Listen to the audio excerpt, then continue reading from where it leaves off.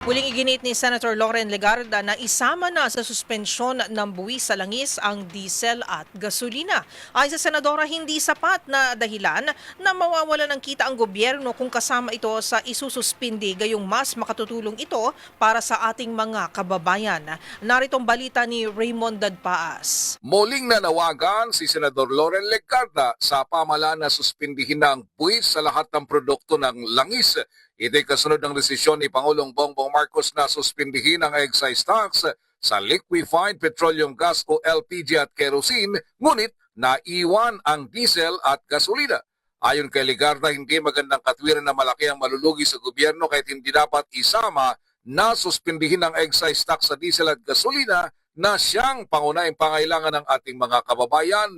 Paliwanag ng senador, ang ginagastos sa ayuda ay galing din naman sa buwis sa langis, kaya't mas maganda na sa simula pa lamang ay suspindihin na ang buwis para direktang pakinabangan ng taong bayan at baka hindi na kailangan ng ayuda. Binanggit ni Legarda ng kasalukuyang sitwasyon ay malinaw na krisis sa taas gastos kung saan ang presyo ng petrolyo ay direktang nakaapekto sa agrikultura, transportasyon at presyo ng mga pangunahing bilihin.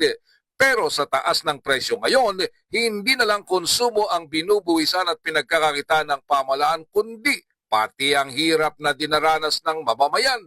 Masyado umanong mababaw na sabihin ang pagtanggal ng VAT sa petrolyo ay sa sektor lang ng petrolyo makatutulong dahil hindi naman maihiwalay ang petrolyo sa merkado. Apektado ang gasto sa transportasyon, agrikultura, pangingisda, production at paghahatid ng pagkain. Kaya sabi ni Legarda, kapag tumataas ang presyo ng krudo, damay ang buong ekonomiya at kapag bumaba ang gastos dahil sinuspindi ang buwis, lahat ay makikinabang. Nauna na siyang nagkain ng sariling bersyon ng Bayanihan 3 Bill dahil sa krisis sa langis na naranasan sa ngayon.